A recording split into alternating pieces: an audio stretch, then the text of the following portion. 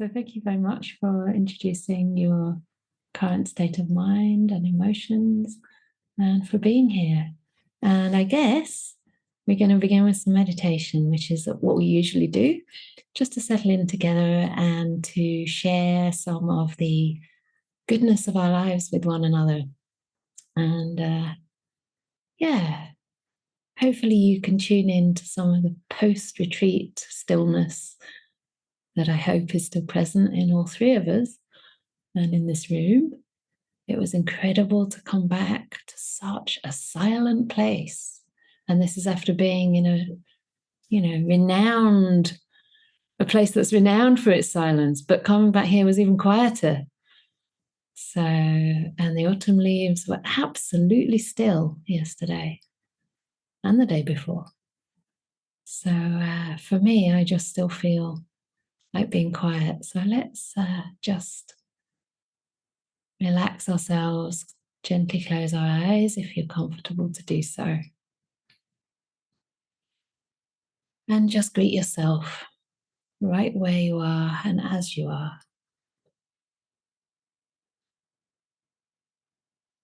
Listening in to your body and mind.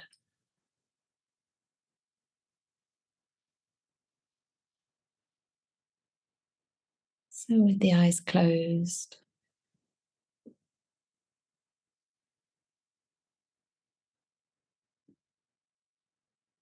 just gently allowing yourself to become present. Slowly coming closer to the middle of time.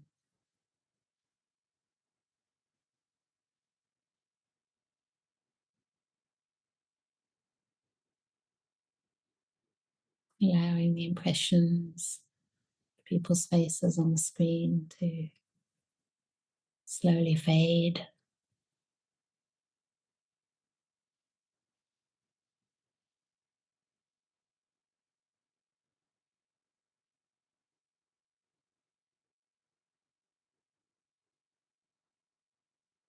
Recognizing that whatever you've done today has finished. What's done is finished. And this moment is brand new.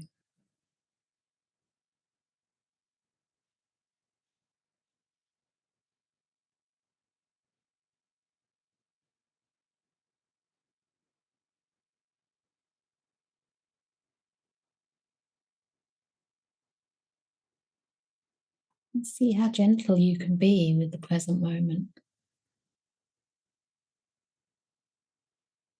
Allowing your awareness to be soft.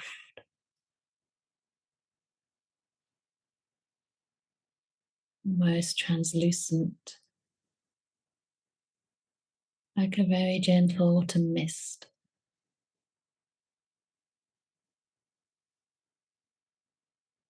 So the present moment hardly knows you're there.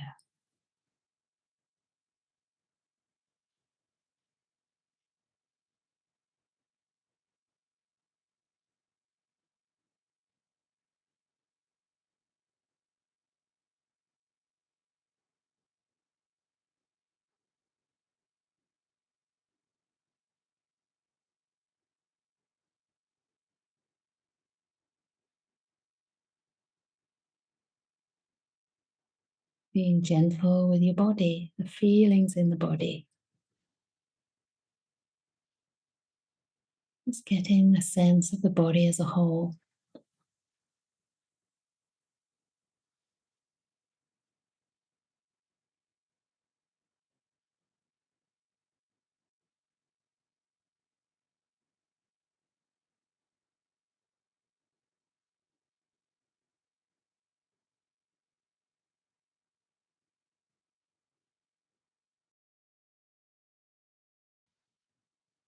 Making any adjustments that would bring about more ease and comfort.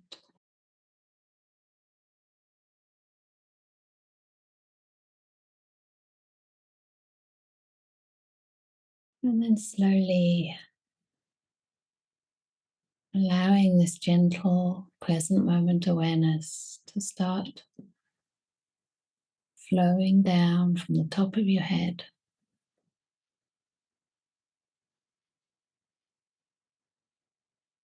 all the way to the tips of your toes. Gently, in your own time.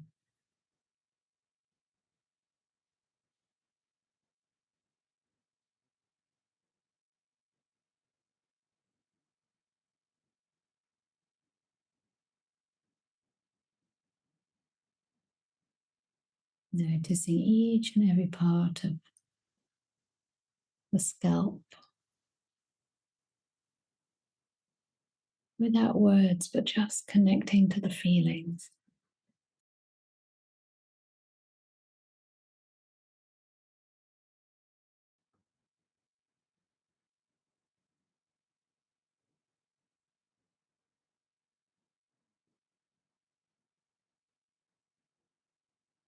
Relaxing into the feelings in your face.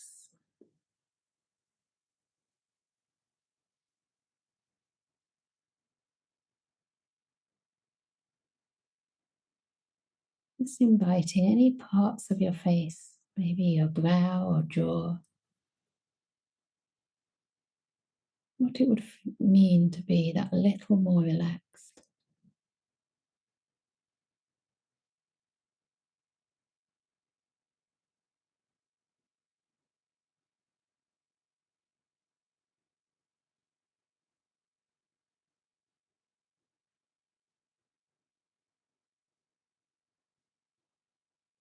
Sensing your neck, throat, your shoulders.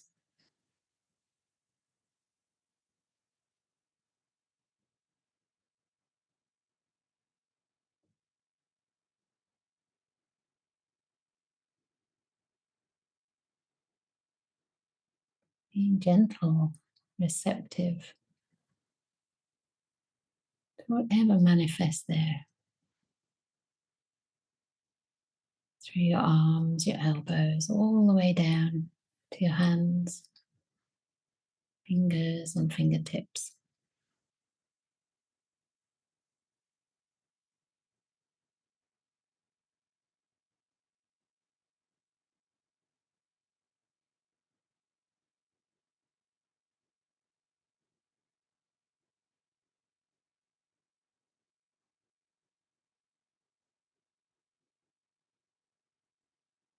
Taking the time to really care.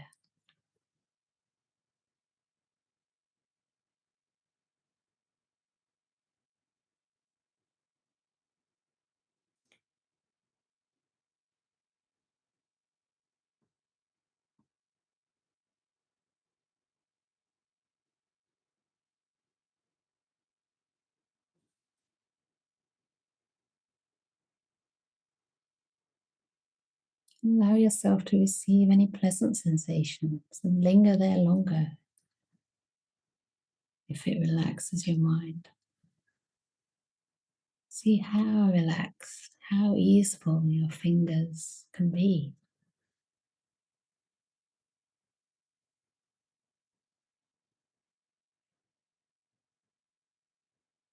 And spreading again from the neck down through the chest.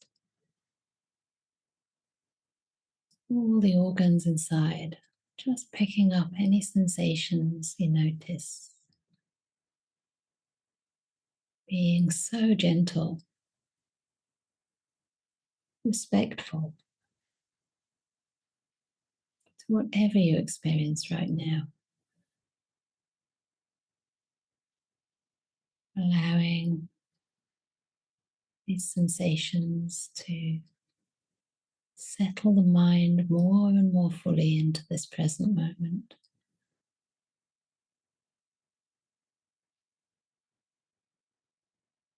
Away from the concept of time.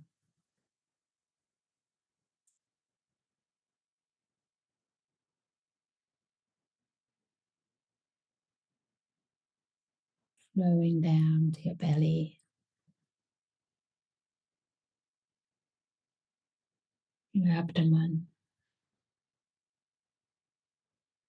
sides of your body, the ribs, the waist, and all the way down your back, the back of the shoulders, down the spine, shoulder blades, back of your waist, right down to the back of your buttocks, your hips.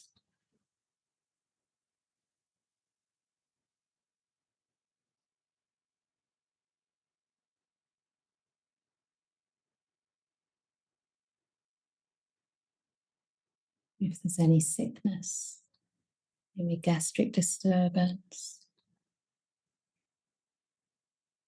any heart problems, just spend a little longer in those areas, inviting those organs to really relax, even sending gratitude to them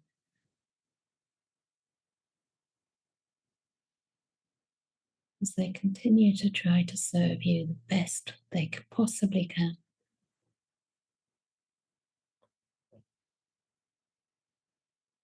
Trusting your body.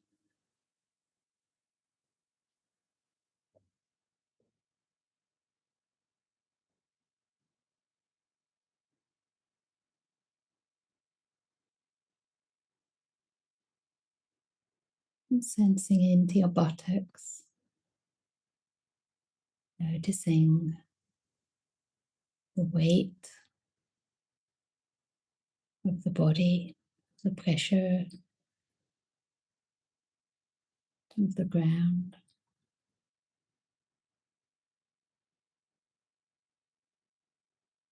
Really taking your seat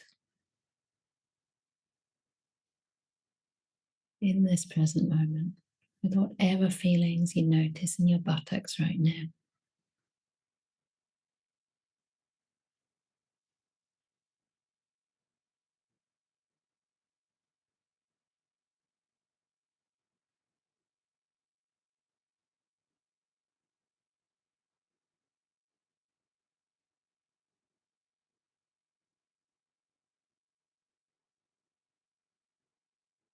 Moving down through your hips to the thighs, inviting all those big thigh muscles to expand, to relax, to soften with this gentle awareness.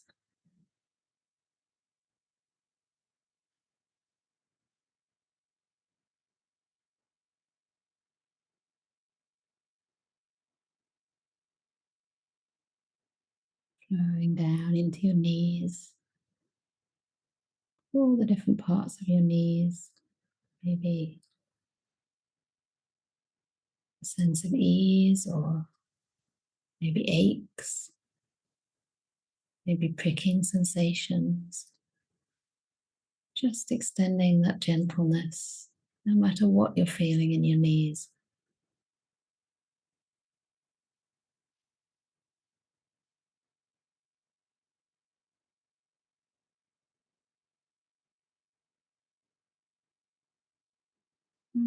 Filling up your lower legs with this gentle awareness.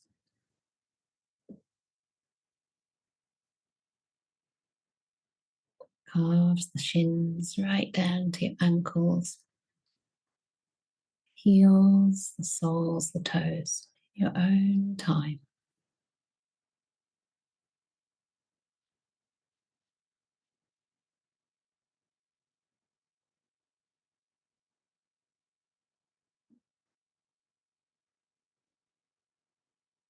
See if you can notice each and every toe.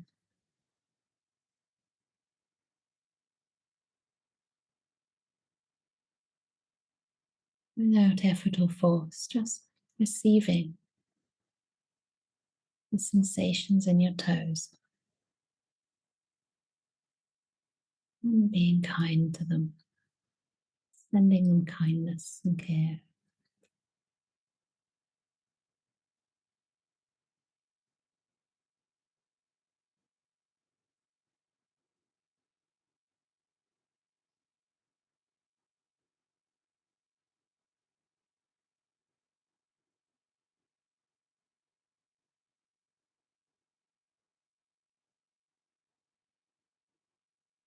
And just allowing your mind to relax in the same way you relaxed your body. See if you can notice any quality of mind,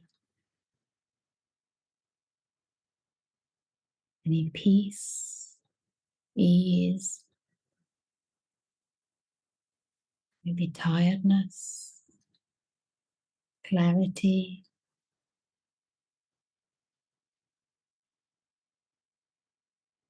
maybe restlessness or thinking. And just extend that same gentle care,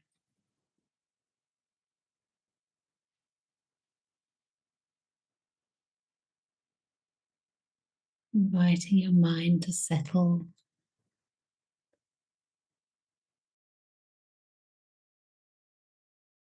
and open.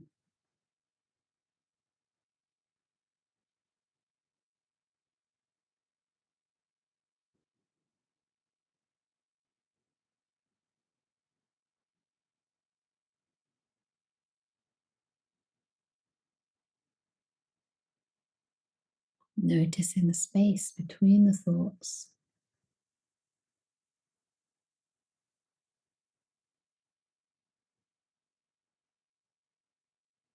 And taking refuge there.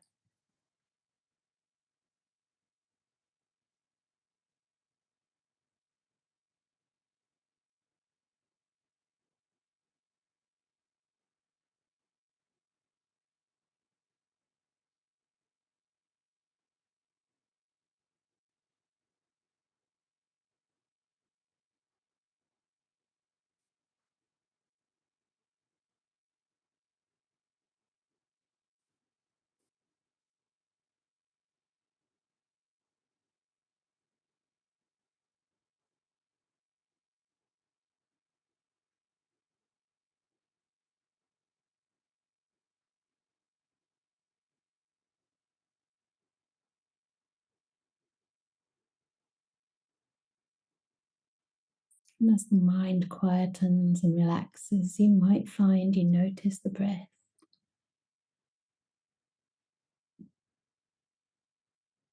without any force or any control, just allowing the breath to be natural and provide a resting place for the mind.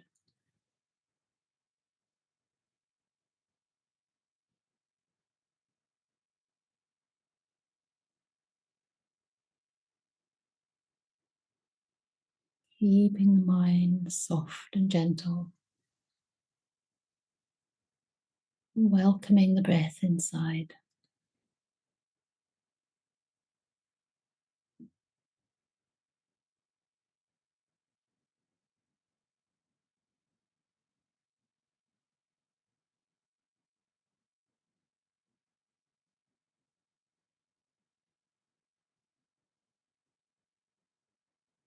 See if you can stay present for one single in-breath, fully present to every part of that breath.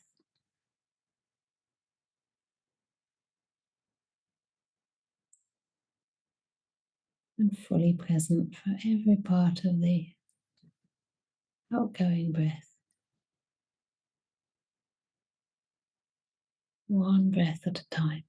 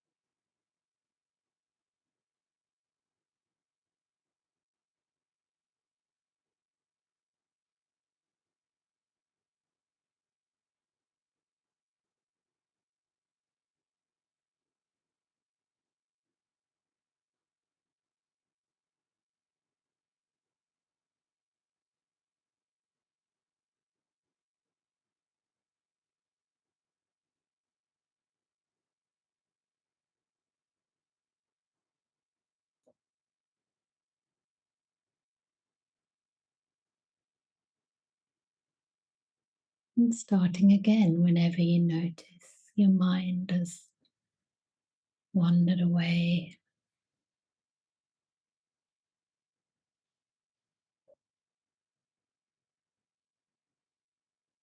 Just welcoming the next breath.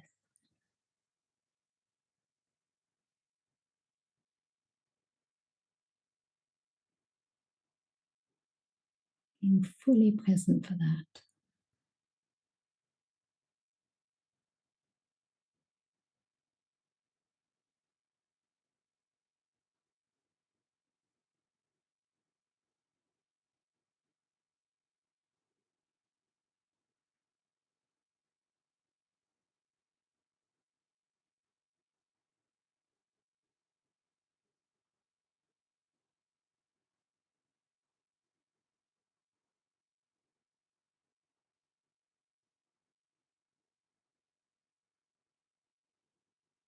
Until all that's left is just a tiny part of the breath happening now.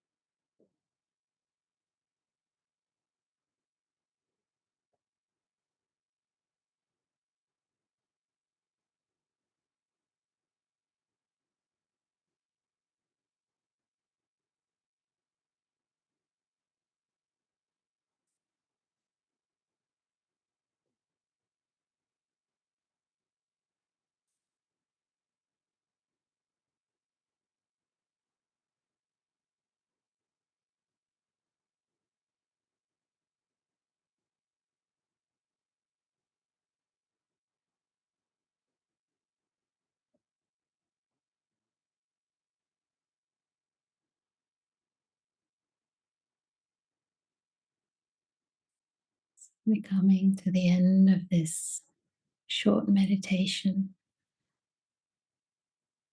We can continue to rest in the center of time.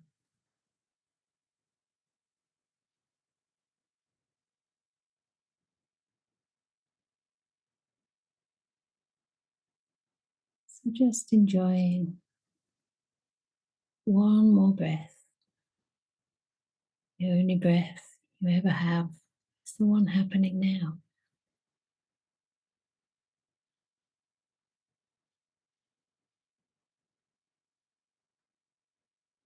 And slowly coming back into contact with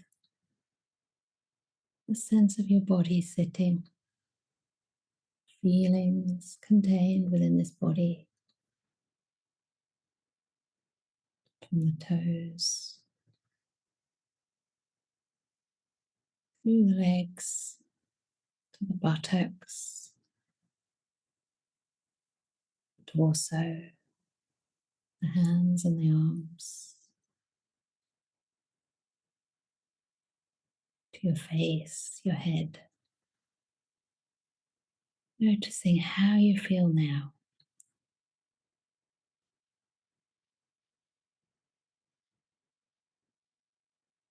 Is your body more relaxed than when you began?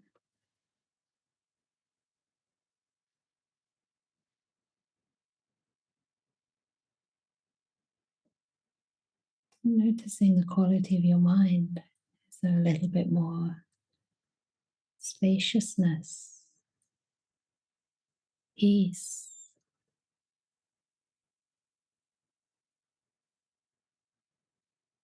maybe silence, or maybe there are still a lot of thoughts.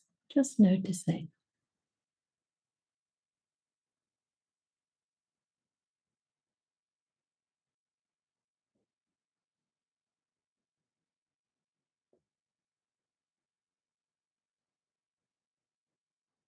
Can you notice more gentleness in the mind?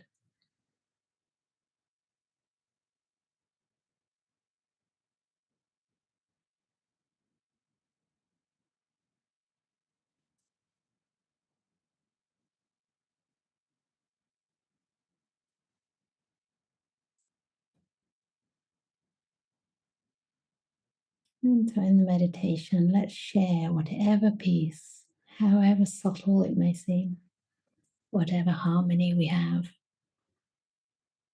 in our minds, in our lives. Let's share that for the benefit of all beings, everyone in this room and beyond. May all beings be happy, be safe, be peaceful.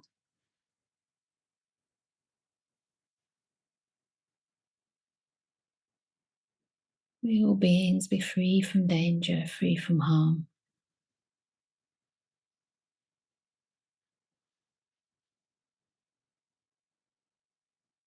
May I be happy, peaceful, and safe.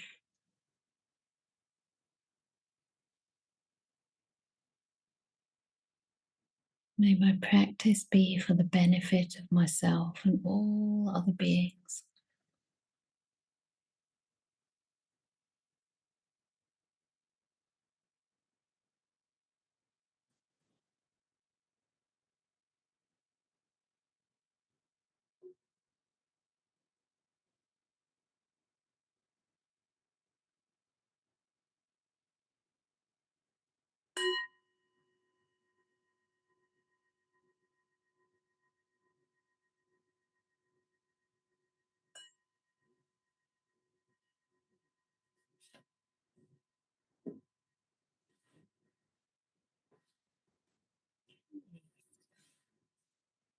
I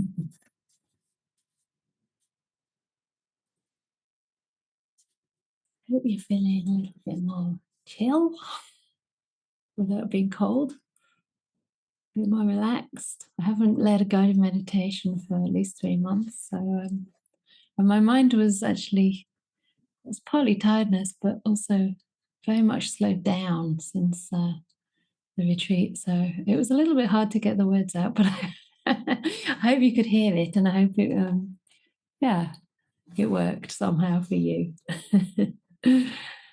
So today's reflection and invitation in the Q&A is on the theme of the benefit of long retreat.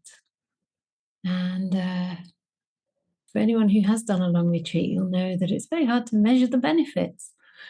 It may take months or even years to really understand how the mind is gradually changing, how wisdom is gradually growing, how peace is slowly settling in deeper and deeper into the mind. So, but I am hoping to inspire people who may feel drawn towards the prospect of silence and solitude and being in a longer retreat this evening. So if you haven't already experienced a retreat of maybe more than a few days, then I definitely encourage you to start thinking about it and maybe getting inspired. So, of course, most of you will know that I've just come out of a 3-month retreat and you probably want to know all about it. Unfortunately, as a bhikkhuni, I can't tell you exactly what I experienced, and we try not to exaggerate or even kind of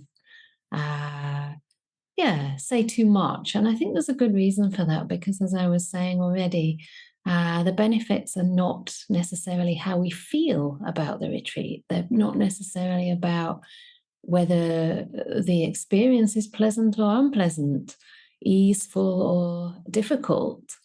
Sometimes the benefits come through struggle, through even meeting emotions like despair. And so we can't say it's good or bad. We can't say sadness is wrong or right.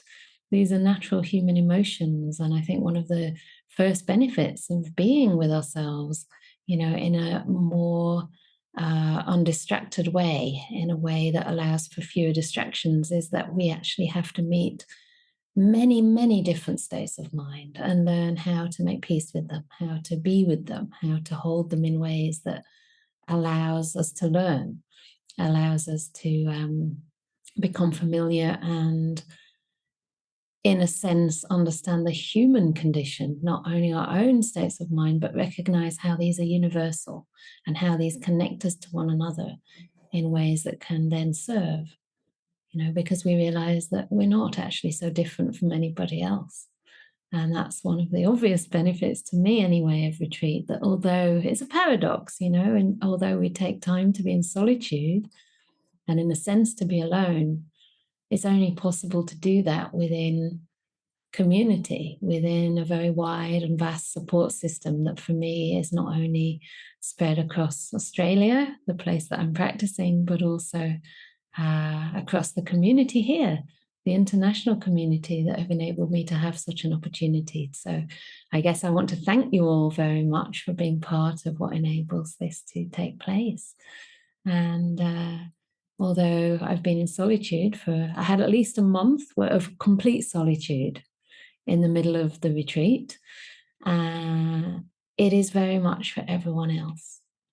And I think if the retreat makes us too insular, and if we actually find we're becoming a little bit obsessed with our own progress, for example, and our hearts are not becoming more open to others, then something's gone wrong.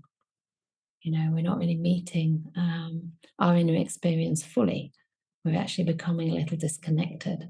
And I've met people like this, who go on retreat and then feel that everyone else is disturbing them by being there, let alone trying to talk to them or engage with them. But just, by being there, it's like, no, I'm alone. I don't want to even think about anybody else. And this is not really the right approach.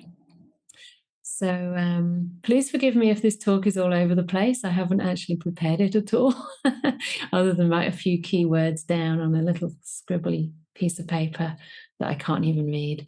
But I did want to cover a few different themes, and beginning perhaps logically with some of the preparation for retreat, and then some of the benefits that I experienced in the retreat itself, some of the results of retreat, and maybe some of the applications as well of retreat in daily life.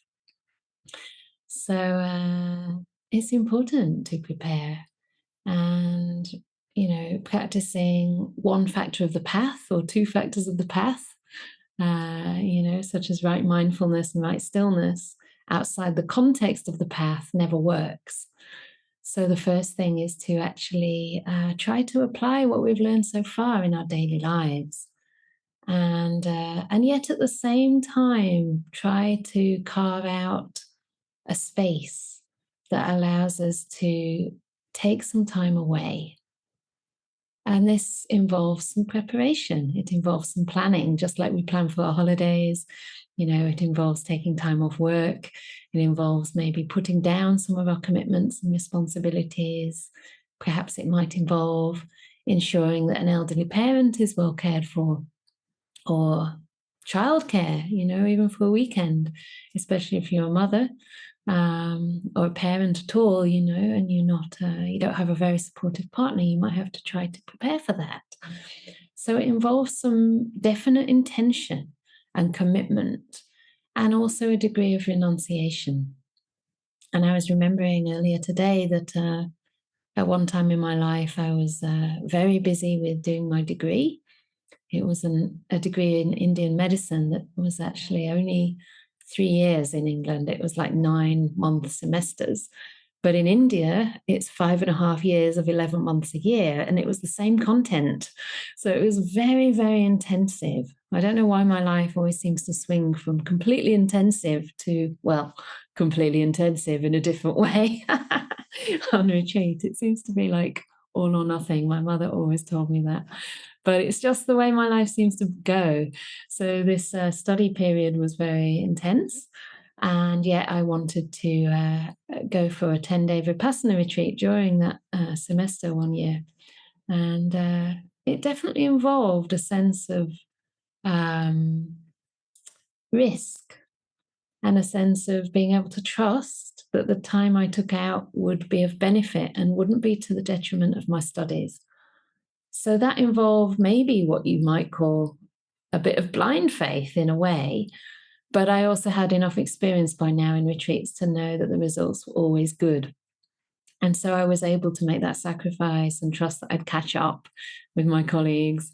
You know, I had a very good friend who made notes on my behalf, so I could kind of catch up. But the point was that the clarity of mind, you know, that retreat gave me actually more than made up for any perceived, you know, missing out. And I think whatever we do in life, you know, involves a sacrifice in another area of life. And so it does involve a bit of faith, a bit of confidence. You know, even for Ajahn Brahm, who managed to take a whole month of personal retreat this year, and it was his first retreat over 2 weeks long since 2002. So for those who think that monastics meditate every day, all day, for years and years and years, you know, monastics take responsibilities very seriously too. And it took the invitation of the whole Sangha, including myself, to convince Ajahn Brahm that he could take that month. And by the power of doing that, it also encouraged many of us in that 3-month retreat to do the same, to have even more solitude for that month. And I was one of them. So I was very fortunate to have a supportive community there, an extended community of friends who were not only on the retreat, but also in Perth, and who could provide suitable food and make sure my health remained stable, which I'm happy to say that it did. So, yeah, I had, I think, 6 weeks before that solitary part of the retreat to gradually become more and more silent and to disengage from my responsibilities. It probably happened after about 10 days. So I landed with my 2 Anagarikas, and bit by bit, we got over our jet lag and finished off, you know, last emails to family and friends, letting them know we'd arrived. And gradually we disappeared. Luckily at Jhana Grove, they have these lovely signs that you can put around your neck or stick onto your chest that say noble silence. I'm in noble silence with a shush or with a Buddha Rupa or something like this. So I wore it at all times of day. But I had a challenge because the day that I was supposed to go offline, I thought I'll just send one last email to thank my friends for providing, you know, food that I could eat. And then I found a letter from the council, who may even be listening to my talk because they seem very interested in all the nitty-gritty of our daily life. So this letter came from the council with many questions about what we're doing here, our lifestyle, to try and find out if we need to change our planning permission, which we may need to do. And I could see the prospect of this completely ruining my retreat. You know, if I allowed my mind to go along its usual habitual pattern of worry and maybe a sense of over-responsibility, I could see this completely destroying the retreat. So for about 2 days, I panicked and thought, oh, I felt quite sorry for myself. You know, why has this come up just as I was about to go into silence? But luckily, we asked them if they would just delay, you know, our need to respond until the end of the retreat. And thankfully they said yes. But still, I had to work with that, you know, and this in a way helped me to be very, very present during my retreat, because if I wasn't, you know, trying to just enjoy the present moment and put aside any thoughts of worry or fear for the future, then immediately my mind would revert to that. It's almost as though a retreat has a theme in terms of the Dhamma, but it also has a theme in terms of Mara. I don't know if anyone else has noticed this, like Mara, or, this kind of force inside the mind. Some people consider it like a being, or you can personify it as a kind of little demon who tries to keep you stuck, tries to prevent you getting deep into your meditation. It's almost as if they try and find a hook. It might be the council that threatens our feeling of safety and security, right, in this world. It might even be something really silly that happened to me later on in the retreat, like going through every sutta that I've learned and trying to find Pali names for my future nuns. I mean, that seems very wholesome, right? Let's try and find a Pali name for a nun who isn't even here and doesn't even need a name. And it can seem very wholesome, right? It can seem like a very wholesome and worthwhile distraction, but it's actually taking you away from the moment, taking you away from stillness.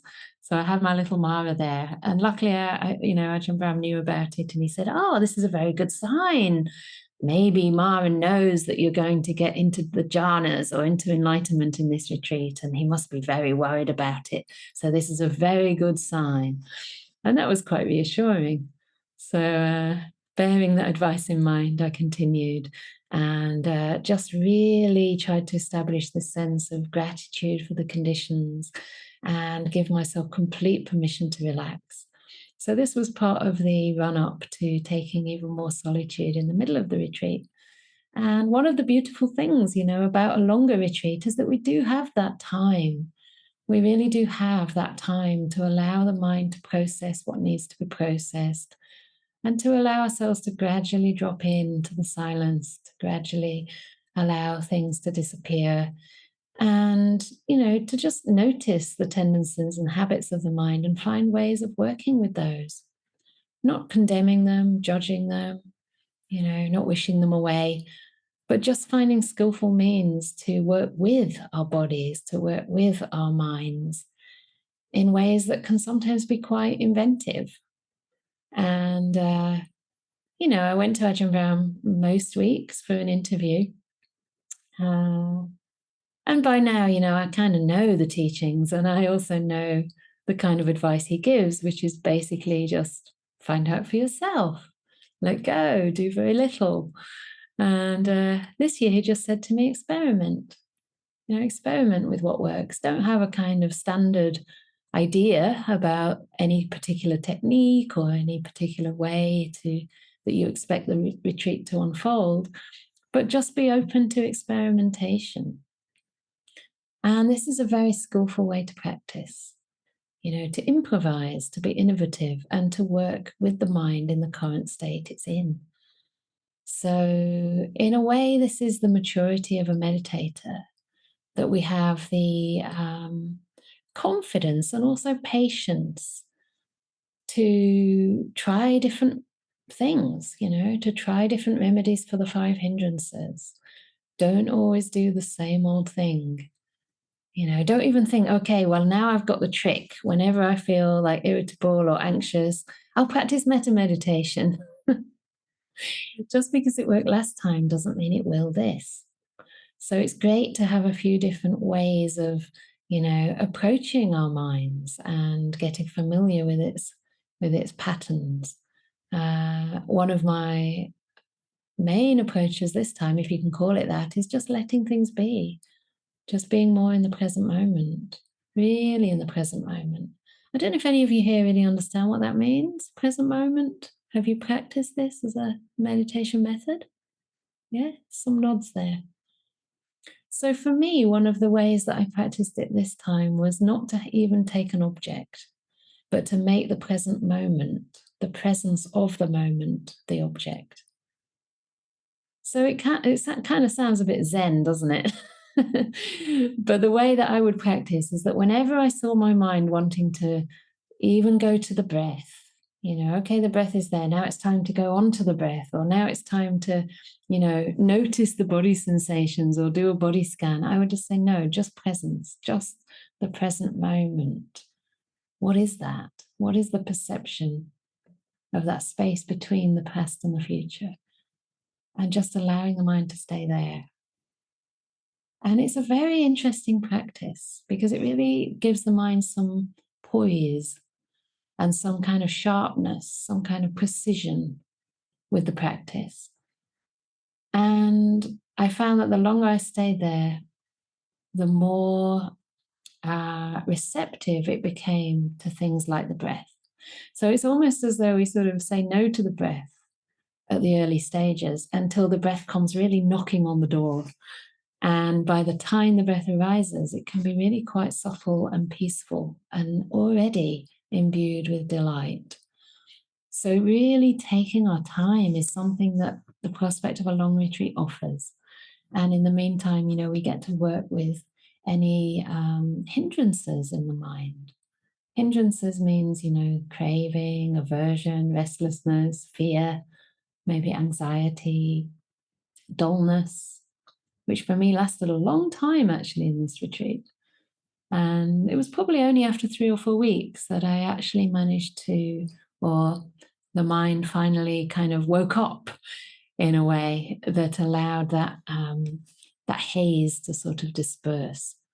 So I didn't worry about it. I just gave my body and mind as much rest as they needed. And finally, I kind of got a bit fed up with it in the end. And it was like, let me just kind of be a little bit more clear, not just give into it, and just see if a little bit more energy can come into the mind. And because I wasn't fighting it, but I was just inviting the energy in, as soon as I made that intention, it was as if the sort of haziness lifted and the mind became bright. Yeah. So during the retreat, there was a lot of benefit. Some of the really cute benefits, actually, are things like that sense of connection with the natural world. And this retreat was in a beautiful forest. But I've done long retreats, even in the centre of Oxford, in a small house. And just that sense of connection, even with a single leaf, or the sound of the frogs. There are a lot of frogs around Jana Grove, beautiful birds, the changing light during the day, just the simplicity of it all. And getting into a rhythm, getting in touch with the rhythms of nature, but also finding the natural rhythm, the energetic rhythm in the body and in the mind. And especially as women, for those of us here who are women or who identify as women and have the monthly cycles that we have to enjoy.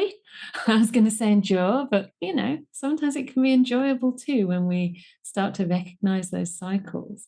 We do go through ups and downs in terms of mood, and it's so interesting when you have a longer period of time to get in touch with those moods, to realize that they are just part of nature as well.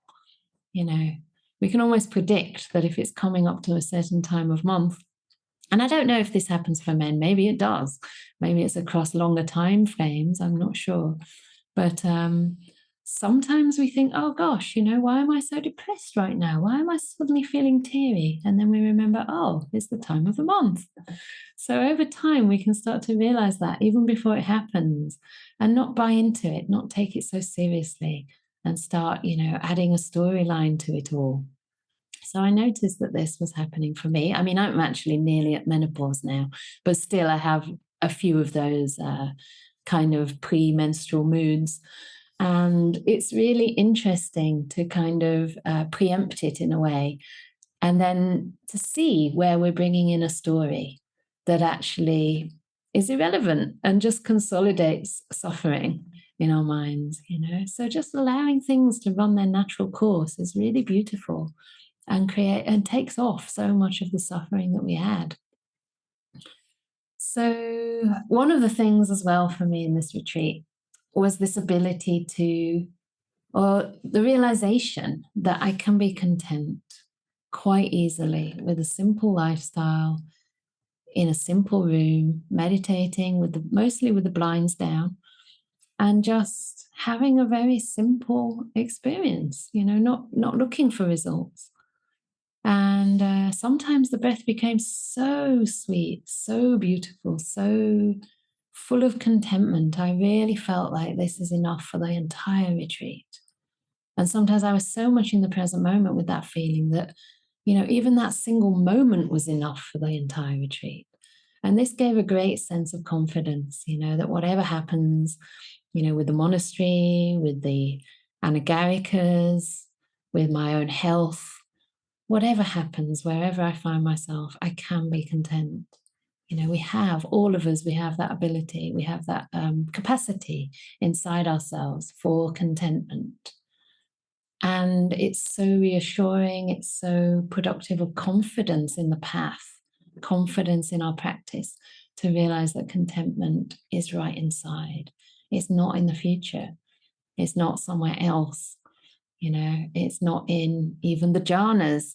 It's not even in enlightenment. It can be had now. So much of the time we put it off. We say, oh, I'll be happy when. I'd be happy if.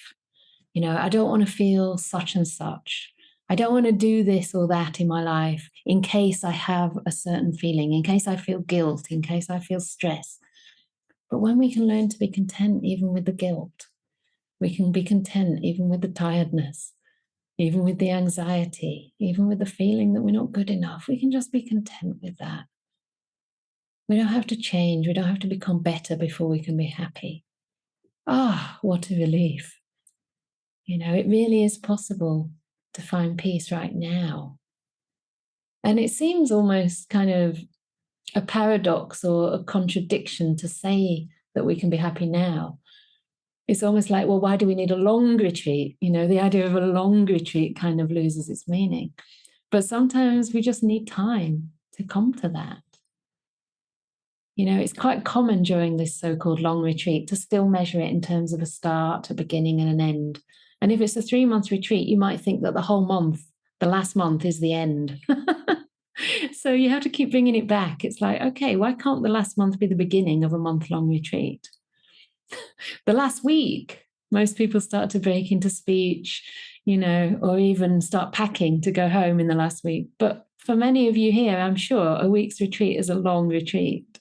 So bring it back again and again. Okay, I have a week. It's the last day. Wow, a whole day's retreat. Some of you come to Anakampa Grove for a half-day retreat and you get benefit. So, bringing it back to whatever time we have available. And again, in a way, the length of that retreat just gives you more space to really get familiar with your mind, to really allow yourself patience, to allow yourself time, to put down aims and goals and aspirations and just become more and more contented in the here and now. So this is one of the wonderful things we learn in long retreats, that we can find peace in any moment. We have to find peace in any moment because the moment's all we've got. Yeah. We don't know what's going to happen the next day. I mean, right now, most of us, presumably, who are here are living in safety. But I'm very aware that there's still a terrible genocide taking place in Gaza. There's still, a famine, I think, in Sudan. Am I right? There's a lot of,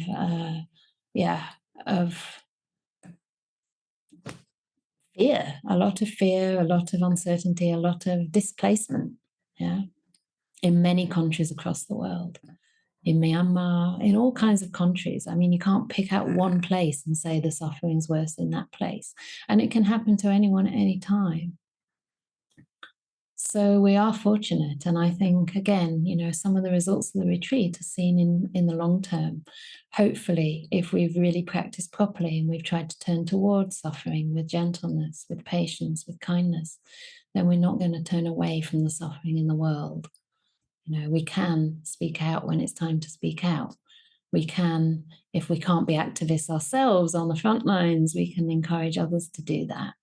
I got a really beautiful message actually from someone many of you might know in the community, but I better not say their name. But they're doing incredible things. They're training people to, in basically non-violent activism, in de-escalation, in people who go into the streets and hold up signs that say, stop the genocide, or they hold up signs that say, we have a right to freedom of speech, right? There's a kind of movement going on in England now, unfortunately, to quash our right to protest. And this person said that they've got the strength not only to do this for themselves, but they're actually training not hundreds, but thousands of other people in non-violent action. And this person told me that it's basically they wouldn't be in that position, they wouldn't be who they are without the Dhamma they'd learned here at Anukampa. And it was largely through, practicing metta meditation, learning the teachings, coming to the retreats we offer, that's enabled them to do this. So we all can serve in our own ways. We can't all be at the forefront of political change or climate activism or whatever else we really believe in. Maybe our day jobs, right? Our day jobs are things that hopefully you can be passionate about. It might not be your main passion, but you can find meaning in that.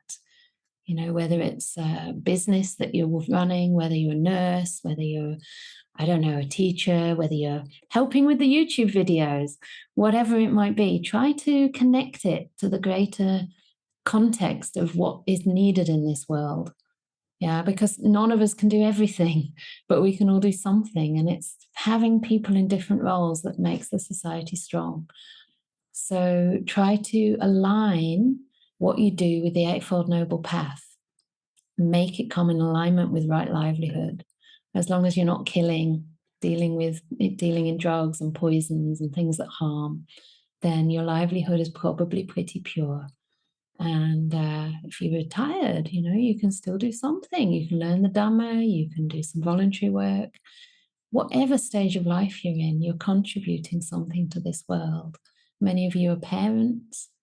You've brought up really responsible, beautiful kids. They might not be doing what you wanted them to be, but I'm sure they're, living with integrity, living the best lives they can. So in all these ways, we're serving in the world. And for me, in a way, the results are not only in feeling more resourced. I do feel more resourced. I do feel more relaxed. I feel inspired. I feel confident that this path is worth pursuing and it's possible to pursue. I feel more patient. I know it has to take the time it takes. It's not up to me, to kind of anticipate results. But the results are coming, and the results are right now in definitely feeling very grateful, very, very grateful and blessed for my life. But in the long term, we will see. In the long term, I think a change of priorities is one of the things we find. We start to change. We might start to change our friendships in a way, or let's say we spend more time with spiritual friends. For me, I'm definitely going to prioritize, getting up in the morning for my morning meditation, which sometimes dropped away because I'd be up so late at night. But it makes such a big difference to, meditate first thing. Even if you lose an hour of sleep and you're a little bit more cloudy by the middle of the day, if you can take a rest in the middle of the day. But at least you start the day fresh. Exercising. I was exercising every morning. That gave me a real physical boost and mental boost as well. So yeah, I'm starting to see some messages. So I'm coming to the questions very soon. But just to kind of give you some ideas for making your life more wholesome and starting the day with some gratitude, with a kind of sense of perspective, that meditation can bring. So I think for me, definitely I got to understand more about my tendencies and conditioning, to be kind to that, to be patient with that, to prioritize, to find a more balanced way of life. And right now I feel really inspired to share whatever I've received, to share whatever benefits I have experienced and will continue to experience with all beings, for the sake of all beings to grow in the Dhamma and to live really meaningful lives. So I should probably stop talking and allow you to ask me some questions. And there's already a question in the box. So may all beings benefit from our shared retreat time. May it go for the good of many. And may you all be inspired to carve out that little bit more time in your daily lives, as well as perhaps some retreat time, whenever you can. There will be retreats offered through us as well this year. So there'll be a retreat in Norway, and hopefully we're hoping to do another retreat either in Finland or Sweden. There'll also be a retreat with Ajahn Brahmali in England in June. Ajahn Brahm's coming in November, and I am hoping to do more retreats in England as well. So I really haven't done so many yet because I usually have to organise them myself. But I do feel that if we can get a team together to organise some retreats over here, it'd be great. And I'd like to teach some, not intensive, but focus on metta practice, which is really so much in need in this world. So, okay, I hope you enjoyed the talk, and I would now love to invite questions. If you'd like to ask a question anonymously, please put it in the box. If you would like to ask your question through speech, you will still remain off the video screen. Only your voice will be recorded. So it's lovely for people to hear real human beings, you know, different voices, and me as well. But you have an option there. So the question here, could you please share the name or a contact of the non-violent activist organization you've talked about? Okay, so I'm going to have to contact the person because I'm not sure it has a name. I could quickly check my messages. Is that allowed during the talk? Just to see if it's there, but I don't think it will be. It might talk about the kind of activism this person's doing. I'll just check how they describe it. So they've done they do a lot of defend our juries protests.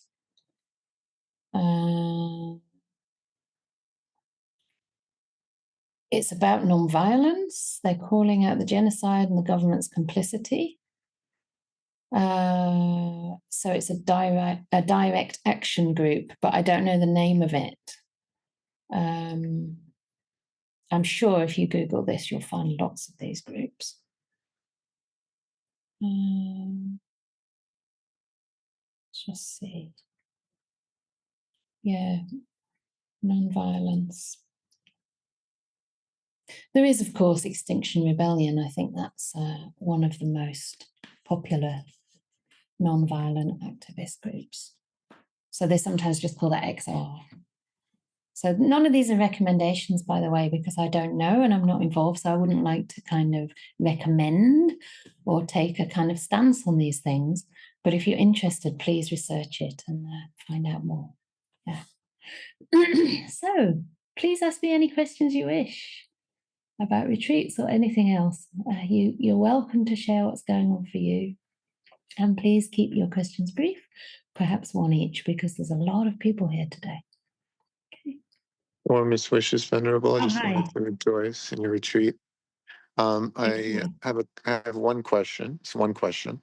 There's some context I need to share before I ask the question. So, one of the biggest wins that I learned while you were on retreat is the science of kindness. So I learned that the receiver of an act of kindness gets a noticeable increase in serotonin, which boosts their immune system and acts as a dose of an antidepressant. And this increase in serotonin was observed not only in the receiver of the act of kindness, but also in the giver and the witness. Yeah. So witnessing an act of kindness. Mhm. And in the Morning Sutta, the Buddha gives a blessing, may you be happy and healthy together with all your relatives. And so that's a blessing that has scientific results because that's an act of kindness that adds to health and happiness. So my question is, I've heard one meditation teacher, when asked about devas, if they can see us, she said kind of bluntly, they can, but especially like the Brahmas, they don't care because they're blissed out in jhana. And then I think she was, the way I heard it was that word, they don't care, can be a little triggering. Yeah. But if we know the science of kindness, my question is, how is jhana an act of kindness? So when we reflect on our spiritual friends, are on retreat and they're in jhana, And how is that an act of kindness? Because if we have the wisdom to recognize how that's an act of kindness, we can rejoice and share in the health and happiness of that kindness. So that's my question for the Sangha. Thank you. Okay, thank you. I'm not sure I fully understand the question, but what I can say is that when I talk to certain people about their meditation, I feel so much joy. So certainly knowing that somebody is practicing really, really well is a massive act of kindness. And I saw the impact of this in the whole retreat. Ajahn Brahm was on his retreat for a month, and we all know that Ajahn Brahm has incredibly deep practice and, doesn't mess around. So if he's got a month's retreat, he's just going to plunge straight in. And he knows how to approach it because he has the wisdom of non-self. And so that when he's practicing really well. Not only do you know it intellectually, but you feel the energy. And many people on the retreat got inspired. I mean, I always feel that it's the happiest time of year for me to know my teacher's in retreat, because he gives so much and now it's his time to enjoy. And I know how much bliss and how much wisdom he gets from that. So I took also a month retreat at the same time, and that inspired other people at Jhana Grove, because there's Bodhinyana Monastery, which is 15 minutes walk through the forest from the Jhana Grove Retreat Centre. So he was here, I was over here, and a lot of other people in the retreat centre also did a month's retreat. And I just had this sense that the whole place went quieter than usual. And it was incredibly, what's the word? I hope it gave Ajahn a lot of confidence that we're going to be okay when he's not around. Because sometimes when you've got a very powerful teacher, it's easy to kind of keep going to them to get an energy boost. And you can almost become a little bit dependent on that. But actually, by virtue of his practice, we got an energy boost even more. And, I usually talk to him every week, but I didn't speak to him for a month, and I didn't need to, because I could connect through the Dhamma and I could actually tune in. I'm pretty sure it wasn't just me who could tune in to his practice and pick up the metta as well. So it was very beautiful. And I think, when I hear about other people's practice, or when I know they're practicing deep meditation, I feel a lot of joy. And it does have the effect of bringing other people more deep than they normally go. So it was a really special time. So thank you for saying that. It's one of the most beautiful things when I meet my teacher after retreat and I just see the joy. And he feels it too, of course, when he meets us. Yeah. So we share the happiness, and that encourages us to keep going. So, Caro, coming to you. Yes. Sorry, my voice is a little bit broken. I hope you can hear me. Perfectly. And thank you for looking after Anukampa Grove for about a month, wasn't it? 3 weeks? Yeah, it was amazing. Thank you. Thank you so much for the opportunity. I'm very happy to see you back safe in Anukampa Grove. Yeah. And I have a question regarding the exploration I do now, like after 9 years of Vipassana meditation and also like intense retreats with a lot of stillness. This year I'm working a lot with emotions as you. Yeah. And I'm exploring a new thing, which is kind of opposite of silent retreat, but like a group dynamic workshop with dynamic meditation, with even screaming and hitting cushions to the ground. Yeah. A lot of body work. And, okay. Yeah. And I'm doubting actually, because my Buddhist background says all the time, like, no, you shouldn't express out loud negative emotions, and you should you should do wholesome things. And now I'm very happy to ask you. To have the opportunity to ask you, because it's the okay. big doubt. Yeah. Okay. Yeah. That's an interesting question. I mean, I think when we talk about not expressing negative emotions, I mean, one thing is this judgment negative, right? What is negative? Usually what we mean by that is kind of harmful or hurtful, things that if we express them, we may cause ourselves and others harm. So normally I think that sort of encouragement not to express, involves a bit of restraint, especially when in our daily lives. So it's in a relational sense. But if you're all in a group together and you're just kind of releasing energy and releasing kind of maybe pent up frustration or I don't know what, in a safe space with other people, it's not quite the same. So I don't think you can say it's wrong or it's right, it's good or it's bad. Generally, I think it really depends on you, where you're at in your process right now. And it may be that, you've done it enough that it's been helpful and now the doubt is coming because it's no longer helpful. That may be the case, you don't need to do it now. Or it may be that you are seeing the kind of negative or a detrimental side to this. So I guess you have to know that for yourself. You have to know how that manifests in your day-to-day life and whether you're anger, frustration, maybe jealousy, other afflictive emotions, let's say, are decreasing over time or actually being encouraged. But you have to take that over some time.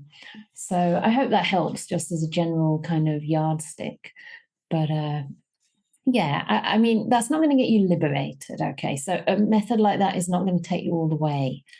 It might be helpful for short periods of time along the path, perhaps, depending on your conditioning and what you've been holding on to, the way you've been practicing, maybe. Yeah.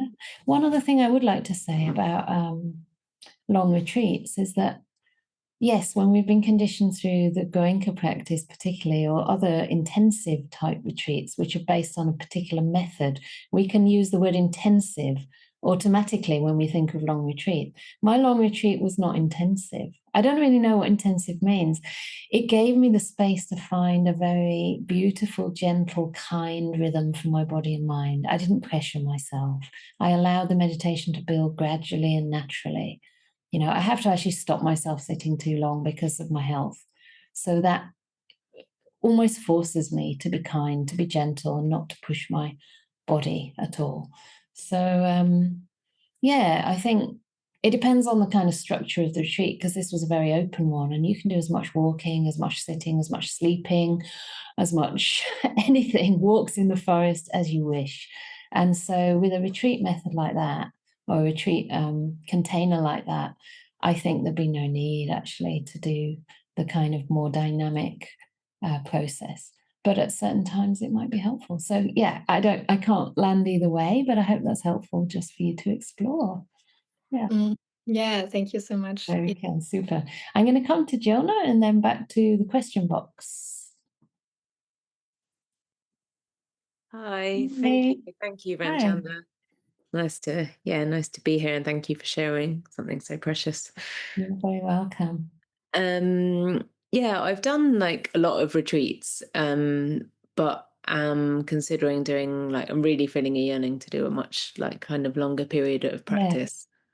And I feel like over time I do seem to hone, I have less of a crash coming back because I think more consciously about things to put into place. I just wondered if there was anything that you would advise, considering a much longer retreat. Yeah, thanks for that. It's so important to integrate our practice, a gentle kind of entry into the retreat and a gentle emergence as well. It's almost like you're entering deep water and you want to go in gradually, maybe even come out a little bit, go in again, make sure there's someone to hold your hand even, I think it's really important to have somebody there, like a teacher or teachers, some kind of structure so that you can at least check in from time to time. And then on emergence as well, it's so important to gradually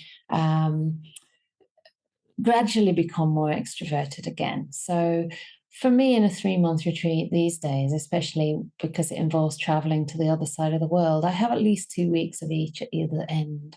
And it's not that I'm not on retreat because I'm not in perfect silence. It's just that there's still a little bit of room to maybe meet an old friend, or to, have an extra interview, or to finish off a couple of emails, or even, just say hello to somebody who I haven't yet met. And then in the end, I'm careful about who I speak to. So one of the things I did was, I always like to speak to my teacher first, but I also wanted to speak to my anagarikas. And in one case, one of them was actually doing her retreat until the end of my retreat, I think even a bit longer.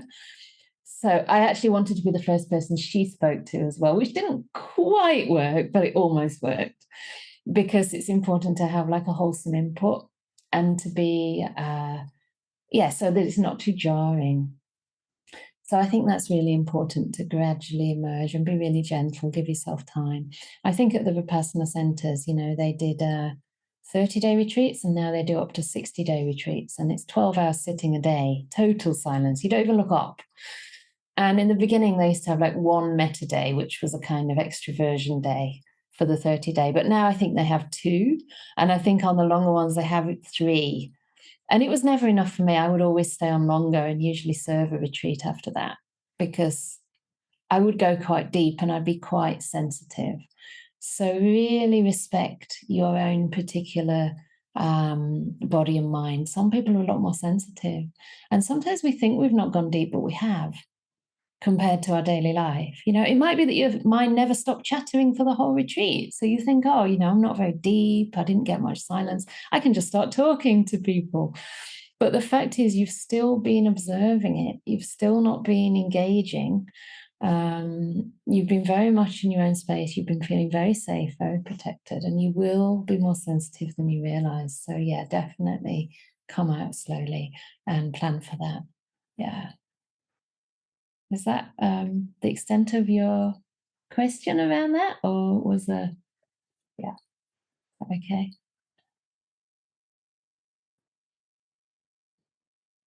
It was okay. Just put your hand up again if you have anything else. So there's now a comment in the chat about an Extinction Rebellion Buddhist group. Thank you very much for that. So you can look for that online. Okay.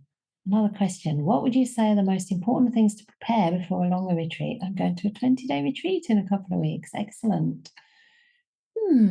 Important things to prepare.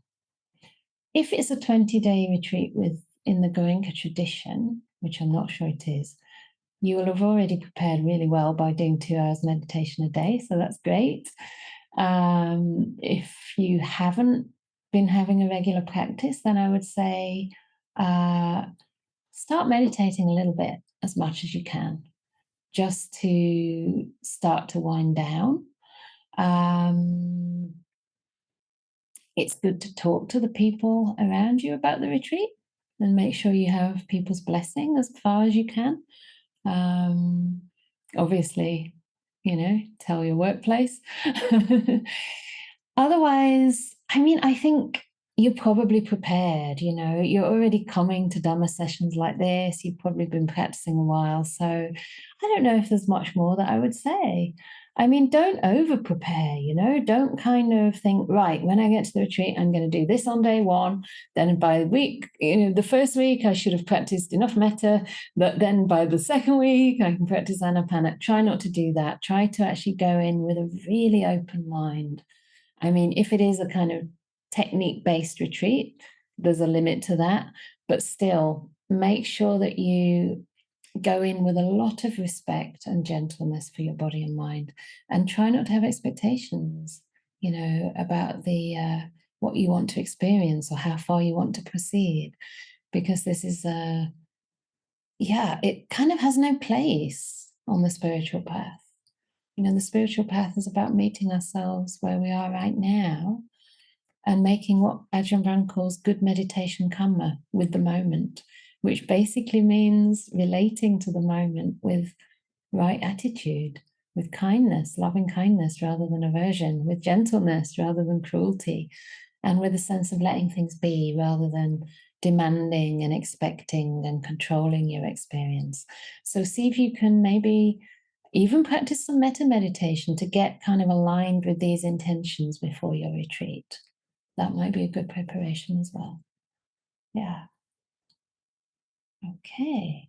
Will there be Vassa retreats at Anukampa Grove in time to come? Yes, I'm sure that in time to come that will happen, but we don't really know what the future holds. I would love to do a Vassa retreat here. Maybe I'm spoilt, but as long as Ajahn Brahm's alive, I'd also love to be practicing with him. But there may be times, like there were during the corona pandemic, that I won't be going. There may be times I'm too sick. There may be times I have to stay because my, anagarikas or seminaries need me here. So I'm sure it will happen. And it would be a really beautiful place to do a long retreat because it would be the summertime rather than the middle of winter. So the temperature never really increased very much in Perth before I left. It was about an average of about 14 degrees, sometimes like 7 or 3 or something, even now. So it was a very cold Vassa compared to usual. And now I came back to a cold autumn as well. No difference really in the temperature. So it'd be lovely to do one here. Okay, thanks for your comments. Thank you for your dedications. Oh, Jilma couldn't unmute. Okay, no worries. If anyone has one final comment, please let me know. Otherwise, I'll hand over to Manori to close the evening. Anything else anyone would like to ask or share? Going, but not gone forever.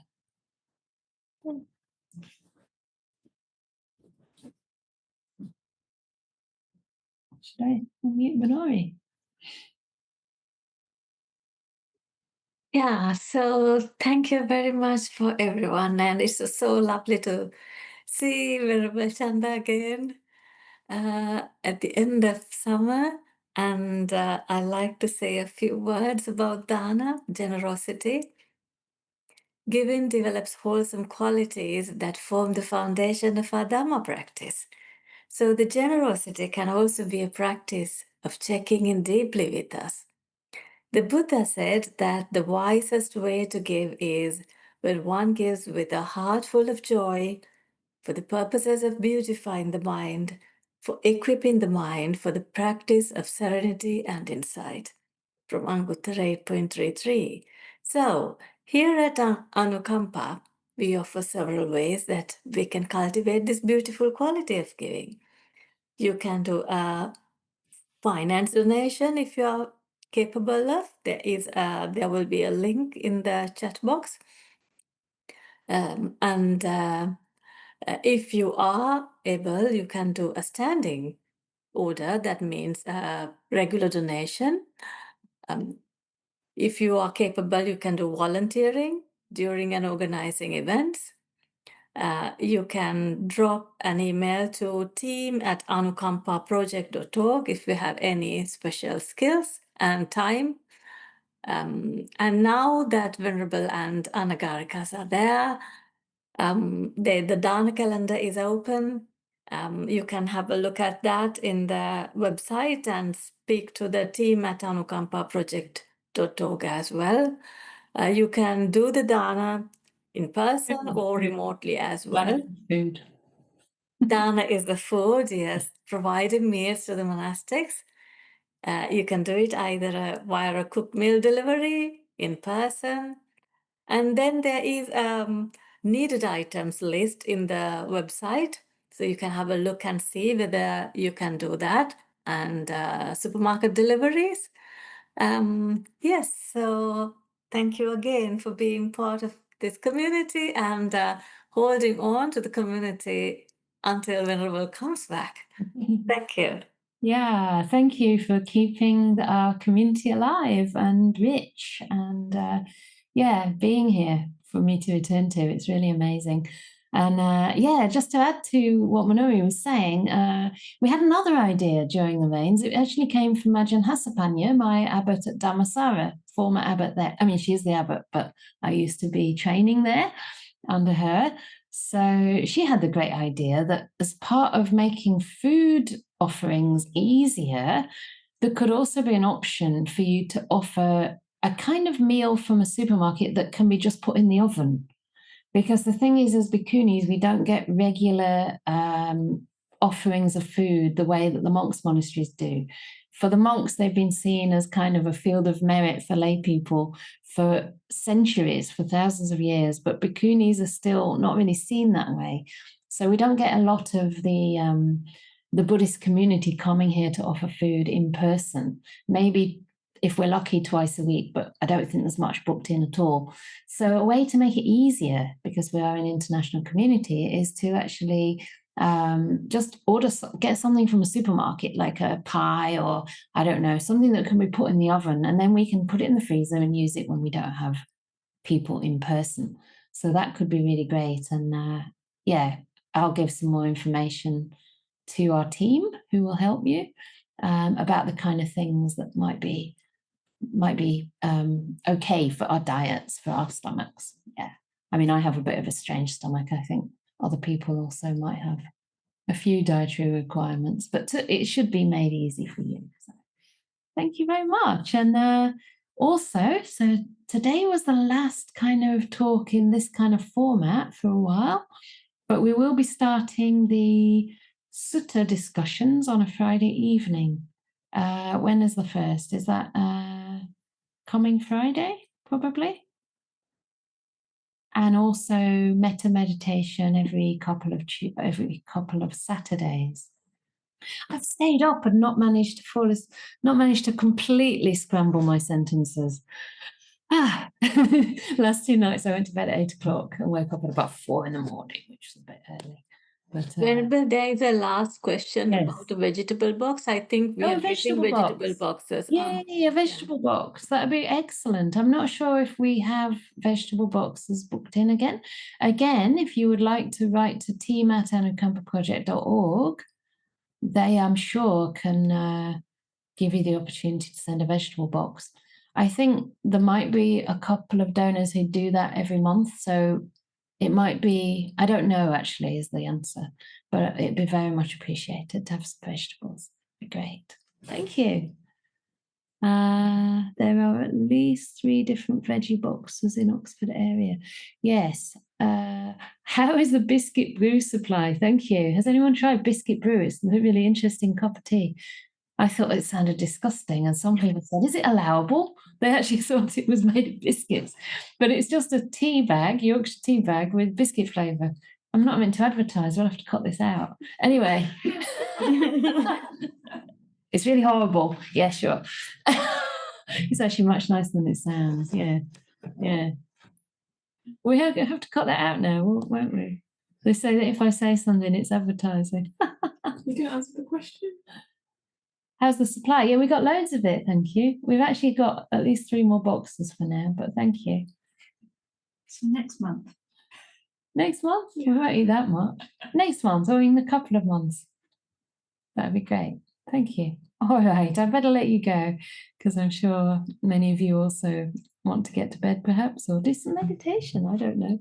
So take care, everyone, and looking forward to seeing some of you at our November events, and maybe online before then. Take care. All the best.